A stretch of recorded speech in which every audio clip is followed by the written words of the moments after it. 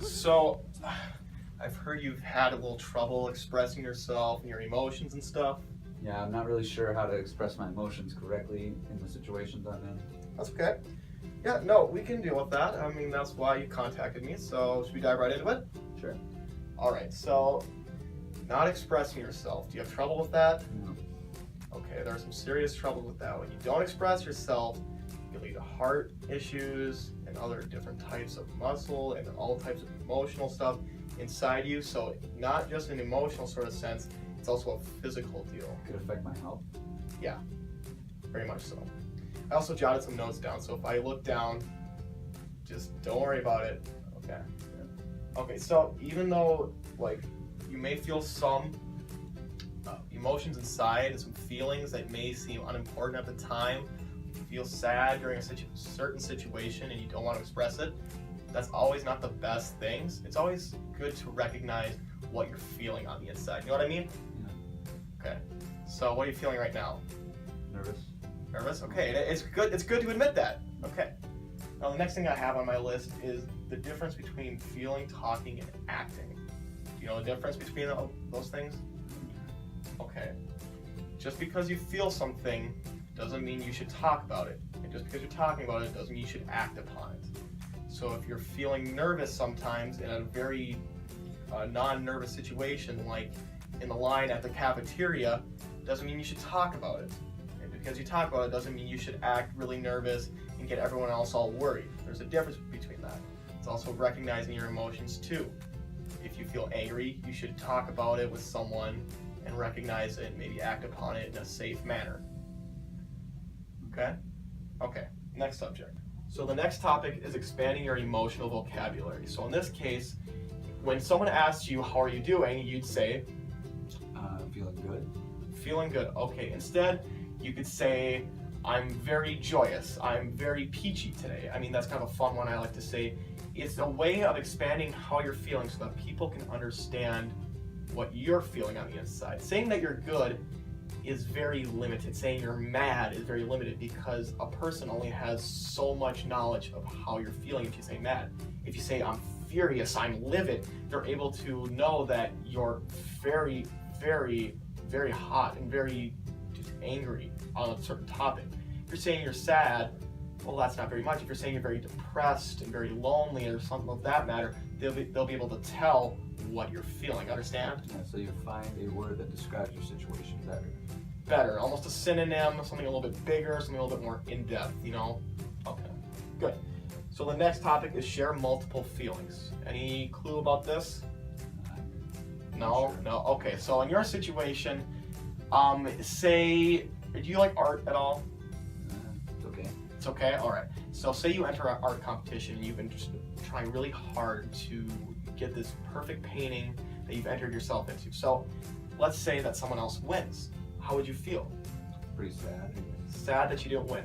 And then eventually you'll feel mad. And you have to realize and share that at first you were feeling sad. You can't just get on the thought that I was mad the whole time. You have to acknowledge that you were sad at the beginning and that you got mad and maybe you got okay with it at the end. You have to kind of expand on how you felt the whole time, not just that big emotion that's covering up the rest.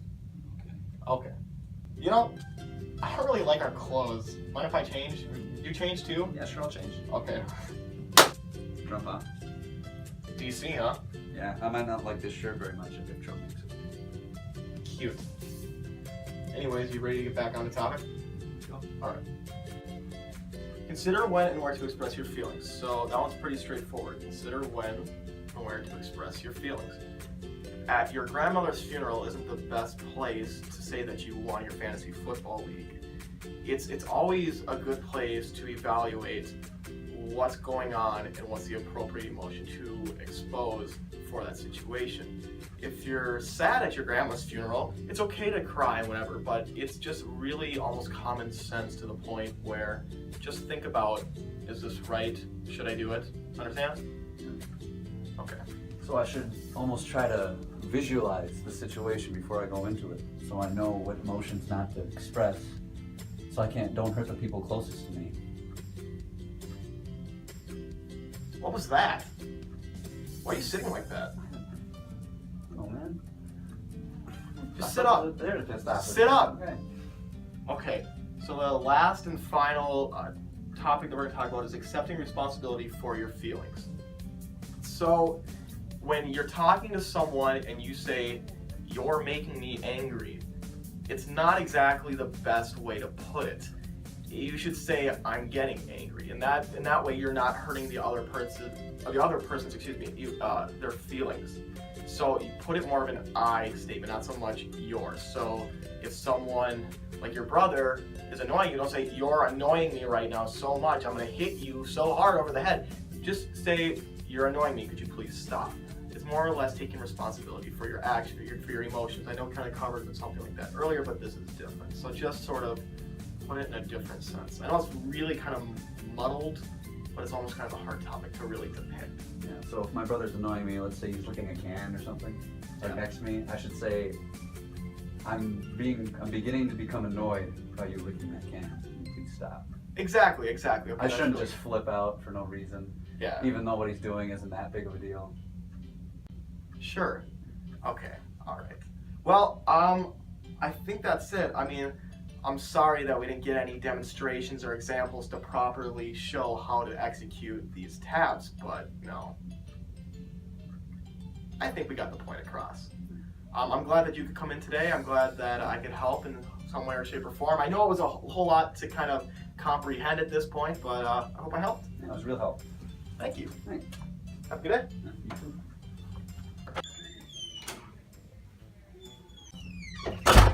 God help him.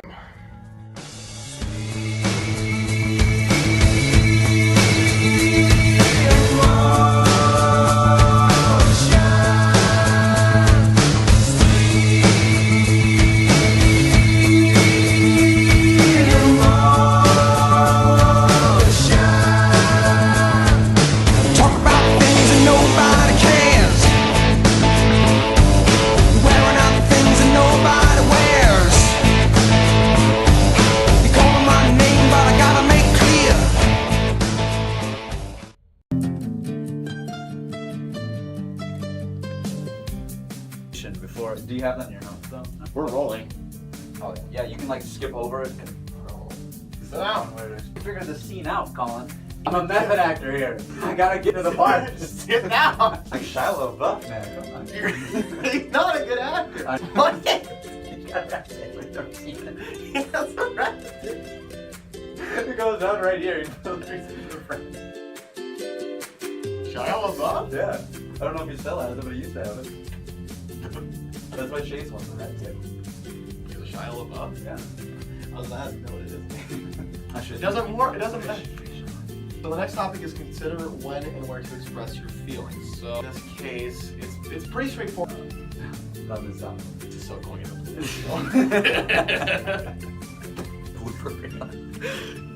Look at the video. Like, right away. What? Next topic is consider when and where to express. Are you not going to do a blooper? I didn't know what you were talking about. More bloopers! Mrs. Hoffman's gone. We gotta have that music. Shut up! Okay. Oh, my foot wasn't up. We gotta do a foot up one. Okay. So the next topic is.